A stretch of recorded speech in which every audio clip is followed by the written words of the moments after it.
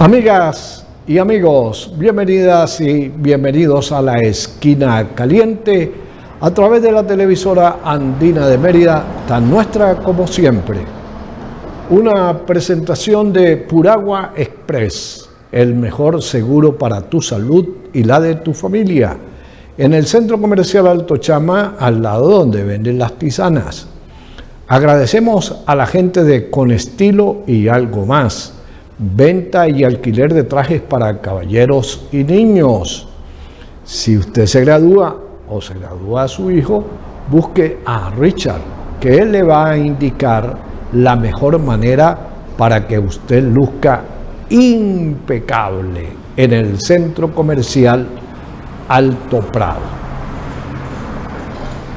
Las ONG son las organizaciones no gubernamentales que se ocupan de ejercer vigilancia, de estar pendientes en diversos aspectos, en distintas materias, acerca de cómo debe conducirse los gobiernos, y el resto de la sociedad. Y cuando se presenta algo que es indebido, que es incorrecto, que es ilegal, siempre estas ONG alertan, denuncian y le hacen seguimiento a toda esa serie de casos. Y nosotros en Venezuela contamos con una ONG que es el capítulo Venezuela de la ONG Transparencia Internacional. Por lo tanto, el capítulo es Transparencia Venezuela. Pero también en Mérida tenemos la fortuna de contar con esta ONG, Transparencia Venezuela, capítulo Mérida. Y debemos sentirnos orgullosos de que una colega economista es la cosa, economista,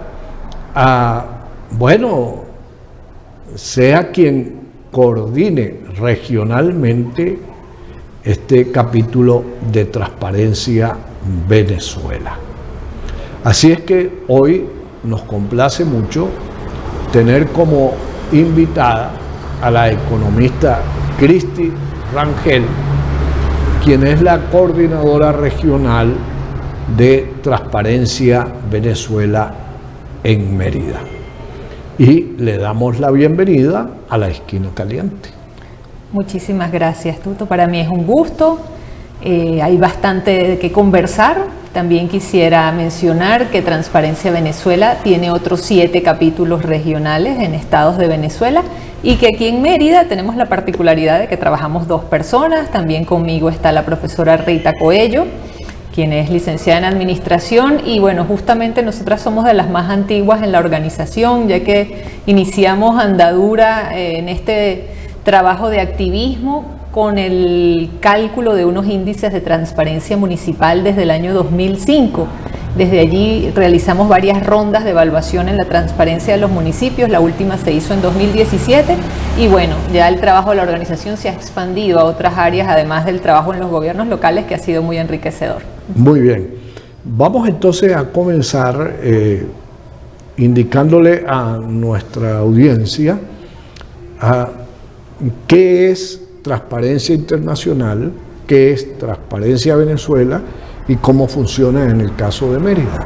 Sí, Transparencia Internacional es una organización no gubernamental, como bien se mencionó, no tiene ningún tipo de filiación política ni una agenda distinta que sea la lucha contra la corrupción. El objetivo es tratar de evitar que la corrupción sea la norma en el caso de Venezuela, y a nivel internacional, pues hacer investigación, compartir experiencias de distintos países en ámbitos de lucha contra la corrupción.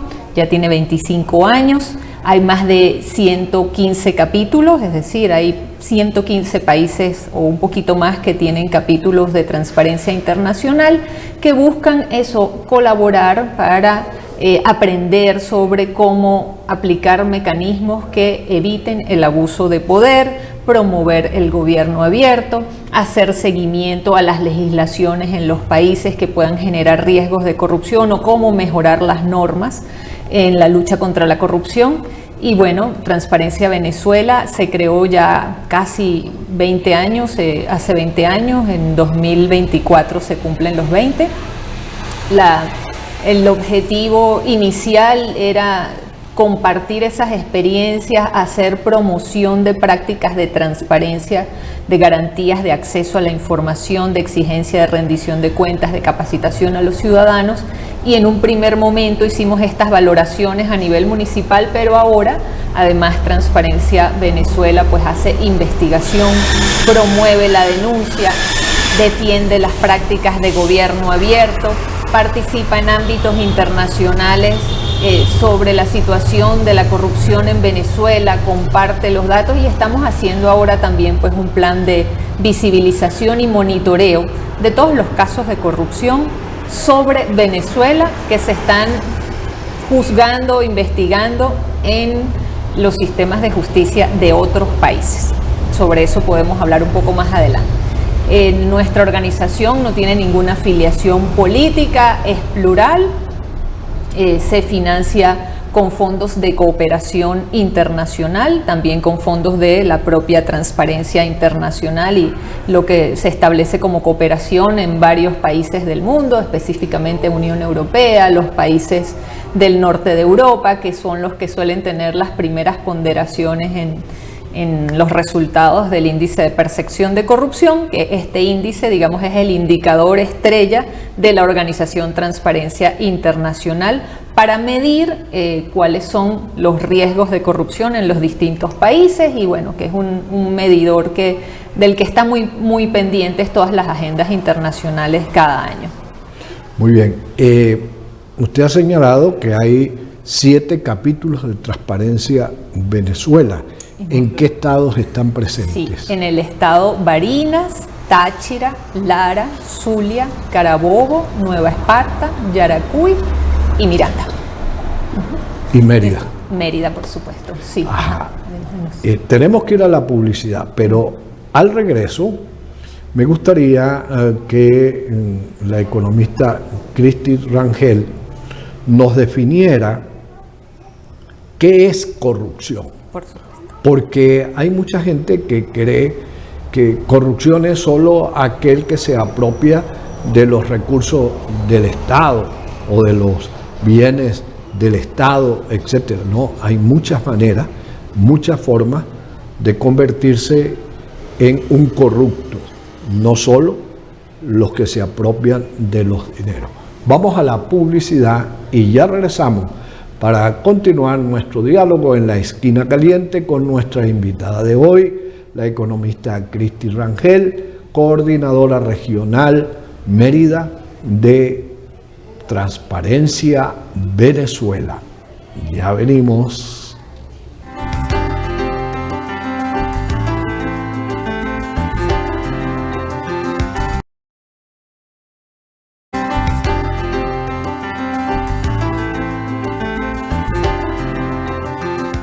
Continuamos en la esquina caliente con nuestra invitada de hoy, la economista Cristi Rangel, coordinadora regional de Transparencia Venezuela en Mérida. Dejamos para luego de la publicidad conocer su definición o qué es lo que entiende Transparencia Venezuela, Transparencia Internacional y el capítulo Mérida por corrupción. La corrupción es el abuso de poder delegado o encomendado para fines particulares o beneficio del grupo de la persona que está ejerciendo el poder. En el caso de Transparencia Venezuela, nuestro interés es la lucha contra la corrupción o el abuso de poder para fin personal en el ámbito público. Sin embargo, la corrupción también puede darse en el ámbito privado. Cuando hay una delegación de poder en una organización privada, pensemos en un gremio que tiene unas autoridades y esas autoridades del gremio usan su poder para beneficiarse personalmente en detrimento del interés del colectivo, estamos hablando de un caso de corrupción. En este ejemplo que acabo de mencionar, los daños estarían en todo el grupo de agremiados de esta organización si ocurriera corrupción aquí, pero la corrupción en el ámbito público pues tiene implicaciones de mucho más impacto, mucho más dañinas, porque estamos hablando del poder que hemos delegado a las personas que nos representan para ejercer el poder político a nivel nacional, a nivel de gobernaciones, a nivel de municipios, los legisladores, e incluso podemos encontrar situaciones de abuso de poder en entes descentralizados como las universidades públicas nacionales. Si un profesor universitario utiliza su investidura en un salón de clase, y traigo este ejemplo porque soy profesora universitaria, si usamos nuestra investidura para hacer cobros indebidos a los estudiantes universitarios, aprovechándonos de nuestro poder de decisión sobre las notas, estamos cometiendo un acto corrupto. Pero no siempre hay dinero de por medio en estos abusos de poder. Si yo utilizo una posición de poder para beneficiar con, por ejemplo, un cargo a un familiar, allí no hay dinero, está negociándose un cargo o un ascenso que no merezco, utilizo el poder para lograr un ascenso, pues entonces estamos hablando también de un acto corrupto. Y quisiera mencionar también el caso de la sextorsión, que es donde se ejerce el abuso de poder para obtener un favor sexual, y esto pues perjudica enormemente a las personas que están siendo coaccionadas de esa manera. Este delito, sextorsión, no está tipificado en nuestras normas, ni en muchas normas de América Latina, pero justamente esa es una de nuestras campañas en transparencia, de que este delito también se tipifique como un acto corrupto, porque pues se han encontrado muy frecuentemente como autoridades públicas utilizan sus posiciones para coaccionar y obtener favores sexuales de personas que están bajo su cargo, o para entregar servicios, para entregar programas sociales. Bueno, es un problema también. Sin embargo, es cierto que cuando hay desviación de fondos, y podemos encontrar dentro de la tipología de corrupción la malversación, y es que un dinero que está previsto para un programa de política pública específico se destine a otra cosa, o cuando utilizamos los bienes o los recursos humanos del sector público para actividades que son distintas a lo que deberían utilizarse, una fotocopiadora para imprimir volantes a favor de una parcialidad política, unos funcionarios que no van a sus puestos de trabajo sino que se ocupan de hacer campaña a una parcialidad política, pues todos estos también son actos corruptos. Hay distintos delitos según las normas de los países. En este caso estamos hablando como de formas de corrupción, que sería el nepotismo, la sextorsión, el soborno, la concusión, el lavado de dinero. Estos son como tipos de delitos de corrupción, pero también podemos catalogar la corrupción según su magnitud. Hay gran corrupción, pequeña corrupción, que no por ser pequeña es inocua, y la corrupción política. Cuando hablamos de gran corrupción, estamos hablando de una corrupción en la que están involucrados funcionarios del más alto nivel de gobierno o poder político, que tiene redes internacionales. Esta gran concentración de poder en el poder político permite cooptar a otros poderes y les da impunidad en su gestión y genera un daño generalizado a la población. Mientras que cuando hablamos de pequeña corrupción o corrupción burocrática, es la del funcionario que usualmente tiene vínculos con los ciudadanos, por ejemplo el funcionario de ventanilla responsable de los trámites, o los funcionarios de fuerzas de seguridad, que son los encargados de vigilar seguridad ciudadana, pero se han convertido en verdugos de las personas que transitan exigiendo dinero en puntos de control, exigiendo pagos indebidos. Entonces, en este caso hablamos de pequeña corrupción. Y cuando un funcionario ejecuta un programa vamos a decir, social, pretendiendo que los beneficiarios del mismo voten por ellos, ¿no es también un acto de corrupción? Sí. No mencioné ese caso, pero este es una tipología también de corrupción que se llama clientelismo, que es la utilización de los programas sociales, que quiero que toda la audiencia tenga muy clara que estos programas sociales se financian con el dinero de todos los venezolanos, hablando del caso de Venezuela. Cualquier programa social que se implemente no viene del bolsillo particular de la autoridad que está administrando. Nosotros hemos escogido a las autoridades para que gestionen los recursos de todas las personas. Y si se gestionan los recursos para darse réditos particulares, para hacerse publicidad, para dar una buena imagen en un proceso de campaña electoral, pues entonces este es un caso de clientelismo. También vemos mucho que las autoridades públicas le dejan a las personas que reciben los programas sociales una sensación de que usted me debe un favor a mí y ese favor yo se lo cobro con su lealtad, con que tiene que venir a votar por mí en las próximas elecciones.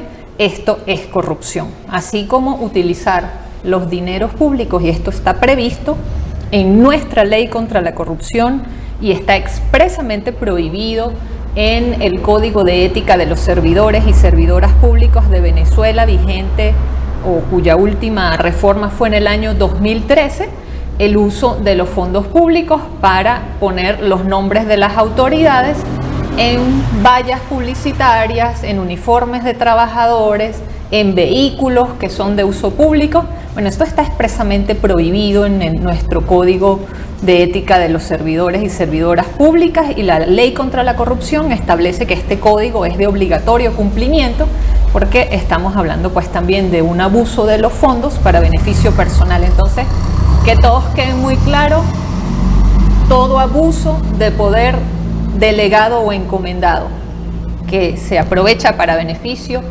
personal de la persona que está ejerciendo la autoridad en distintas circunstancias, puede ser una autoridad elegida o puede ser una autoridad designada o puede ser una autoridad que entró por carrera, por un concurso como un profesor universitario, pero si usa su poder para beneficiarse a sí mismo, estamos en presencia de corrupción. Y el culto a la personalidad pudiera considerarse también como un acto de corrupción. Bueno, promoverlo con fondos públicos. Creo que en este caso el tema del culto a la personalidad tiene que ver con una fórmula más estudiada desde el punto de la ciencia política, que es el populismo. Y sí, vemos que están muy vinculados el populismo con hechos de corrupción. Pero la idea importante es que si vemos abuso de poder de por medio en una acción o un incentivo a abuso de poder, porque podría decir alguno, ajá, ¿y qué pasa con el empresario que ofrece un soborno para quedarse con un contrato? Bueno, obviamente el empresario está incurriendo en un hecho de corrupción porque está dándole un incentivo al que tiene el poder para sacar un beneficio para sí mismo. Entonces aquí nos encontramos en esta situación también. Ahí nos encontramos con dos corruptos. Sí, señor. Vamos a la publicidad y ya regresamos para continuar nuestro diálogo aquí en la Esquina Caliente con nuestra invitada de hoy, la economista Cristi Rangel, quien es la coordinadora regional de Transparencia Venezuela en Mérida. Ya venimos.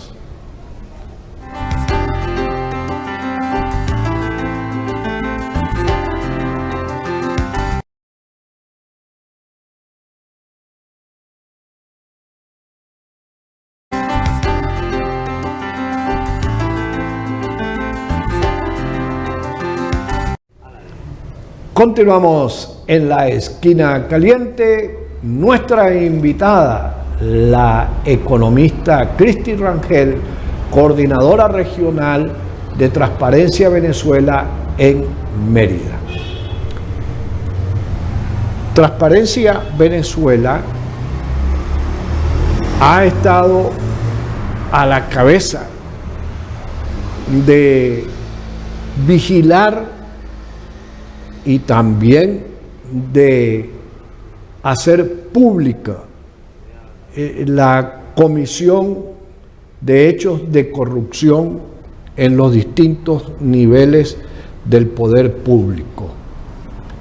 Y siempre quienes son actores de esos hechos punibles han desmentido a Transparencia Venezuela, pero con el pasar del tiempo se comprueba que lo que decía Transparencia Venezuela era cierto, a tal punto que incluso voceros gubernamentales al final también denuncian lo que antes denunció Transparencia Venezuela.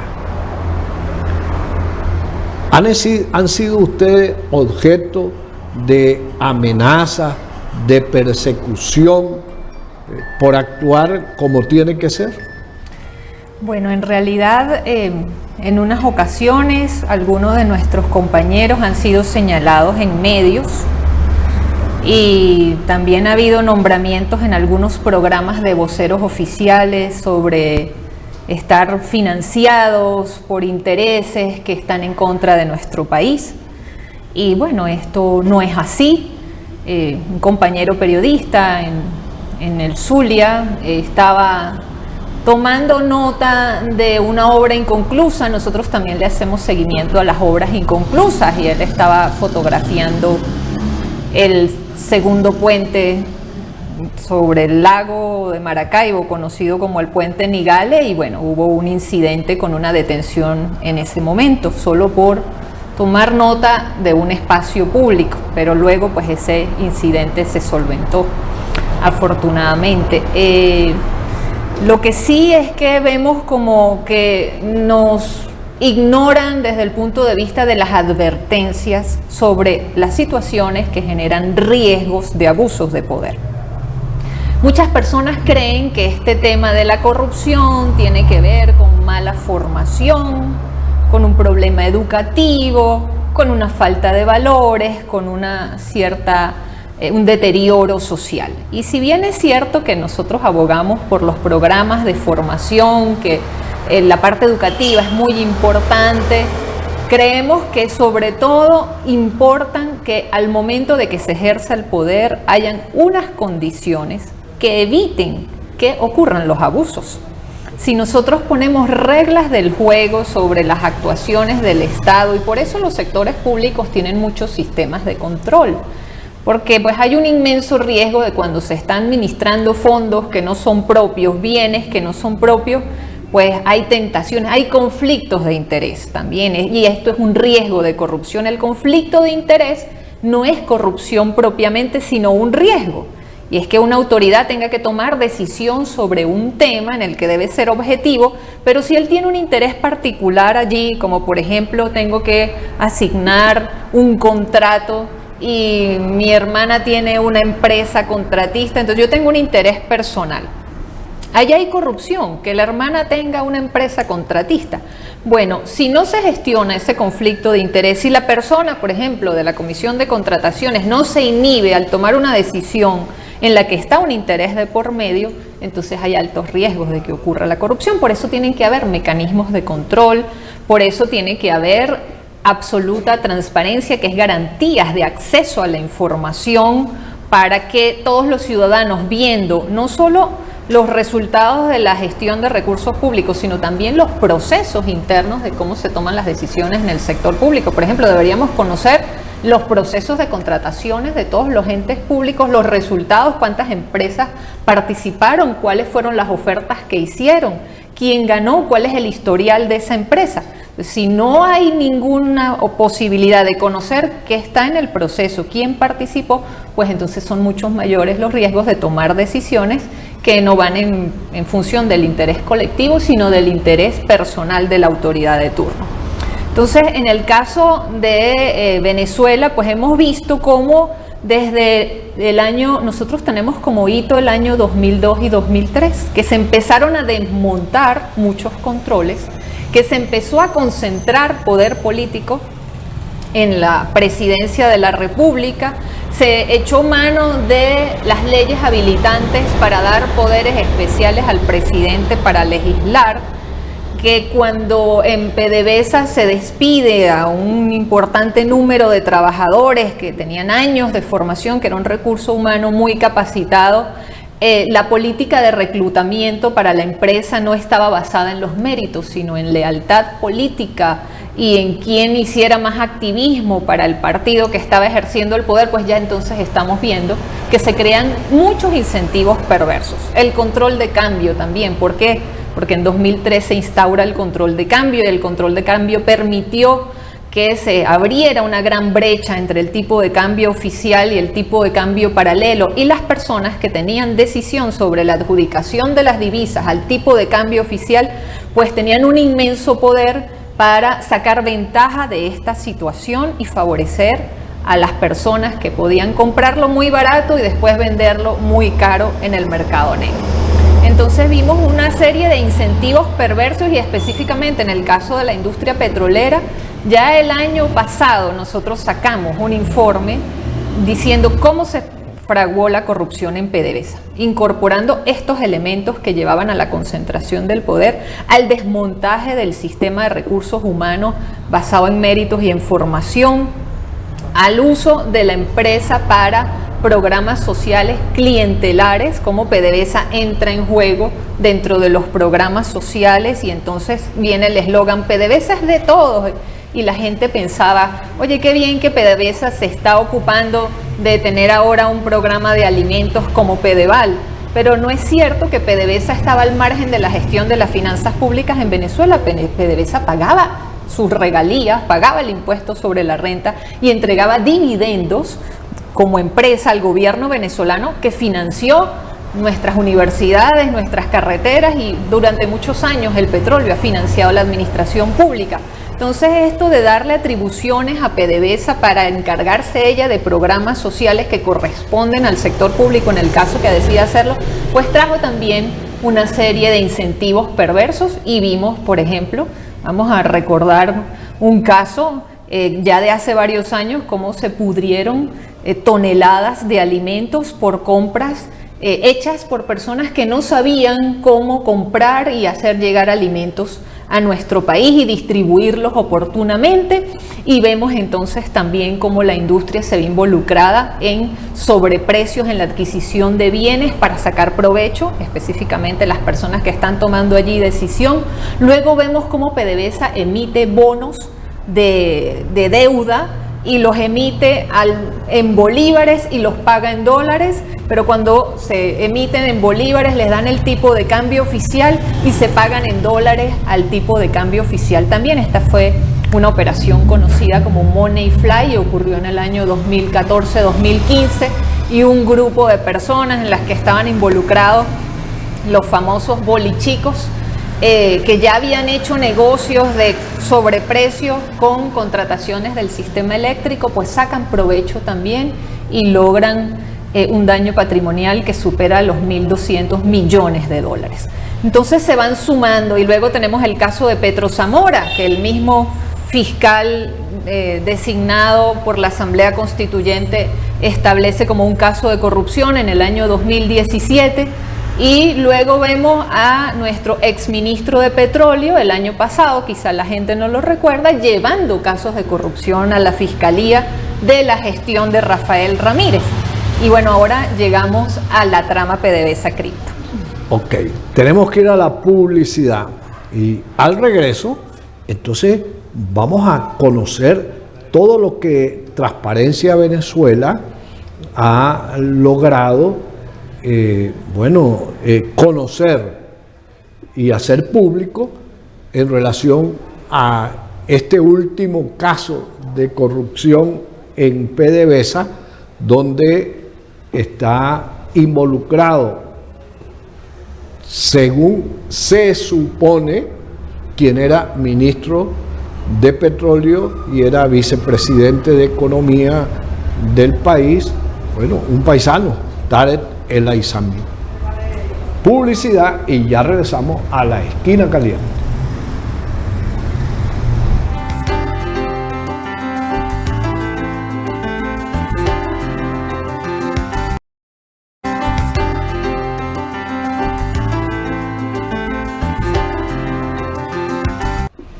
Continuamos en la esquina caliente. Nuestra invitada, la economista Cristian Rangel, coordinadora regional de Transparencia Venezuela en Mérida.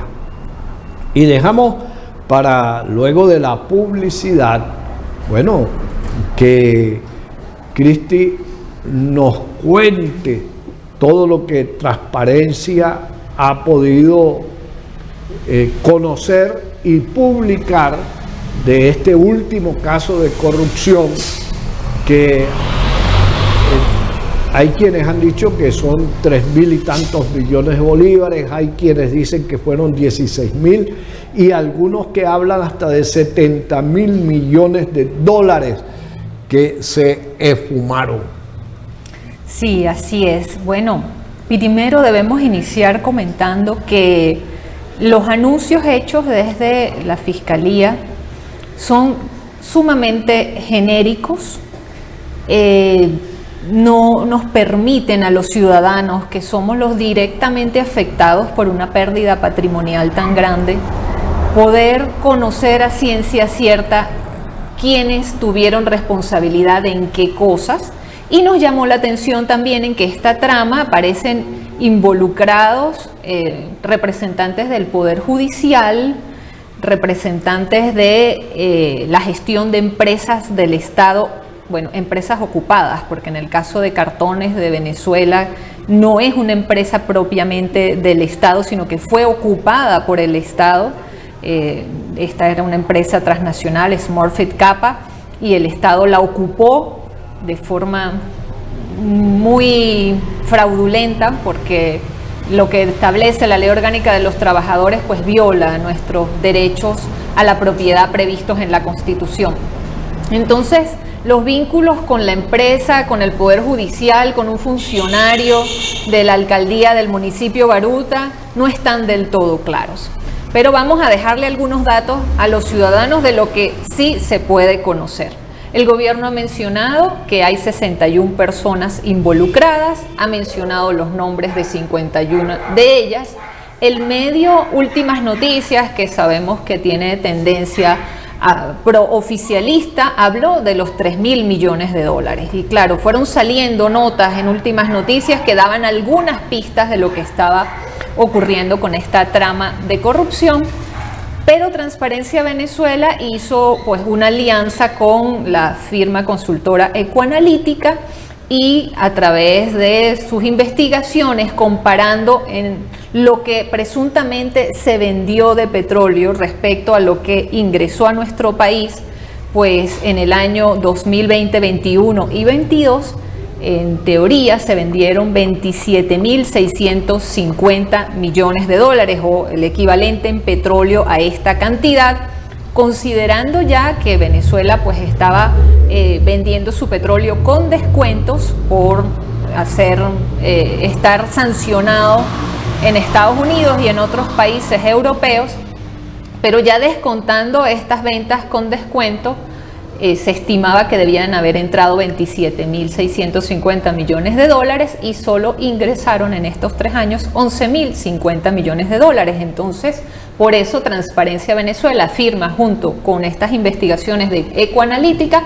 que están sin aparecer o hay un daño patrimonial en Venezuela por 16.600 millones de dólares, y hemos querido insistir en nuestra organización que esta es una cifra extraordinaria, que esto no tiene comparación con casos de corrupción en ninguna parte del mundo en una sola trama, quiero decir. Es una pérdida muy, muy grande. Es decir, que no son 3.000 millones. Bueno, no, nosotros creemos que es más, porque esto es lo que no ha ingresado. Y es importante también, hablando de las magnitudes, que los venezolanos sepan que el presupuesto de la nación aprobado para 2023 alcanzaba el monto de 9.765 millones de dólares. Entonces aquí estamos diciendo que esto es casi el doble, 1,7 veces el presupuesto del país de un año completo. Es una barbaridad. Pero lo quiero comparar con otro tema que es bastante sensible para nosotros los venezolanos, que son los sueldos y salarios de los funcionarios del Ministerio de Educación. Con este dinero podemos hacer la comparación y pagaríamos 22 veces los sueldos y salarios de los trabajadores del Ministerio de Educación de Venezuela. 22 veces los sueldos y salarios de un año completo. Estoy hablando de lo que se presupuestó en 2023 y recuerdo a nuestra audiencia que estos datos del presupuesto no es porque el gobierno lo haya publicado, es una filtración que ocurrió al diario tal cual, porque no nos entregan los datos de nuestro dinero, de nuestros recursos públicos desde el año 2017. O sea, la última vez que el gobierno nacional publicó el presupuesto fue en el año 2016. ¿Qué es lo que estaba detrás de la trama? Bueno, que dadas las sanciones sobre la industria petrolera que se anuncian en enero de 2019 y entran en vigor en abril de 2019, el gobierno empieza a utilizar unos intermediarios para la colocación de un crudo, evadiendo los caminos regulares y nuestros compradores habituales. Tenemos estas sanciones. Entonces entra en juego en Venezuela dos empresas filiales de la petrolera rusa Rosneft, pero además de entrar estas dos filiales que empezaron a comercializar el petróleo en Asia y en puntos de Medio Oriente de forma irregular, entraron también en juego otros operadores económicos que vieron una oportunidad importante en entrar en un negocio en el que no había ningún control y había total opacidad. Entonces se empiezan a crear empresas de maletín sin ninguna experiencia y el gobierno le empieza a otorgar cargamentos, o PDVSA, la empresa PDVSA, una empresa del Estado, empieza a otorgar cargamentos de petróleo y estos cargamentos no fueron pagados oportunamente. Dos formas para la entrega de los cargamentos: una era a consignación, es decir, yo te entrego, tú vendes y cuando vendas me pagas. Y otra forma era por compensación, te entrego unos cargamentos y tú me pagas con alimentos. El caso del pago con los alimentos tuvo que ver con la empresa mexicana Libre a Bordo, en la que estaba involucrado Álvaro Pulido y Alex Saad. Nos llama la atención que la Fiscalía impute a Álvaro Pulido, pero el gobierno sigue defendiendo la libertad y la virtud del diplomático Alex Saab, aunque él es también partícipe de esta empresa que vendió petróleo supuestamente por alimentos, y estos alimentos estaban llegando con unos precios inflados. Y bueno, no fue solamente que los precios estaban inflados, sino que los alimentos nunca llegaron. También estuvo de por medio unos camiones cisternas de agua potable. Se prometieron 1000 camiones, llegaron 500. Y llegaron 500 también estimados con un precio mucho más alto del que realmente tenían. Entonces, bueno, después en el año 2020 se sanciona también a las filiales de Rosneft por participar en la evasión de sanciones de Venezuela, y luego de que salen las empresas, las filiales de Rosneft, pues entran muchas otras mini empresas creadas en paraísos fiscales, todas a querer participar en este negocio. Queremos aclarar a la audiencia que nos preocupa mucho cómo es posible que no hubo una alarma desde que no se recibió el pago del primer cargamento. Porque esto no ocurrió de la noche a la mañana. Oye, no nos pagaron 16.000 millones de dólares, 16.600, por favor, porque los 600 millones de dólares también es muchísimo dinero. Entonces, ¿qué pasó cuando no llegó el primer pago y no se levantaron las alarmas y no se iniciaron las actuaciones, considerando que esto viene ocurriendo desde 2019? Y ojo, estos cálculos que se hicieron los tenemos de 2020 en adelante, pero ya desde 2019 pues empezó a haber un problema de flujo de caja en PDVSA y no hubo la actuación que debía. ¿Quiénes no están mencionados en la trama y tienen responsabilidad? Bueno, la junta directiva completa de la empresa, la auditoría o la contraloría interna de la empresa, los auditores externos de la empresa, el ministro de Petróleo que sencillamente renuncia, pero luego no se dice ni una letra más sobre él. No se supo más nada. No se supo más nada. También queremos llamar la atención que desde 2020 no se publica el directorio completo de PDVSA, pero esos directores son los que tienen la toma de decisiones. En una empresa de esa magnitud, la junta directiva está al tanto. Entonces vemos allí que hay ausencia de controles, que hay opacidad y un caldo de cultivo. Algunos podrán decir, bueno, es que la culpa la tienen las sanciones. Ya tenemos muchos casos de corrupción en PDVSA desde antes de las sanciones por la opacidad, la falta de controles y un desprecio totalmente a una gestión eficiente. Nos quedan 30 segundos. ¿Podríamos decir que en Venezuela la corrupción en este gobierno se convirtió en una política pública? Decimos que el secreto es una política pública y que en Venezuela funciona un patrón de gran corrupción con las características que mencioné hace un rato. Agradecemos muchísimo a la economista Cristi Rangel por haber estado hoy en la esquina caliente. Hemos llegado al final del programa. Una presentación de Puragua Express, el mejor seguro para tu salud y la de tu familia, en el Centro Comercial Alto Chama, al lado donde venden las tisanas. Y agradecemos a la gente de Con Estilo y Algo Más, alquiler y venta de trajes para caballeros y niños. Si usted se gradúa o su hijo, busque a Richard, que él le va a indicar la mejor manera para que usted luzca impecable en el Centro Comercial Alto Prado. Recuerden que de nuevo nos encontraremos aquí en la esquina caliente el próximo jueves a partir de las 10 de la noche. Y no olviden que también puede ver este programa en nuestro canal de YouTube, La Esquina Caliente con Tuto López, después de las 11 de la noche del jueves. Será hasta la próxima semana.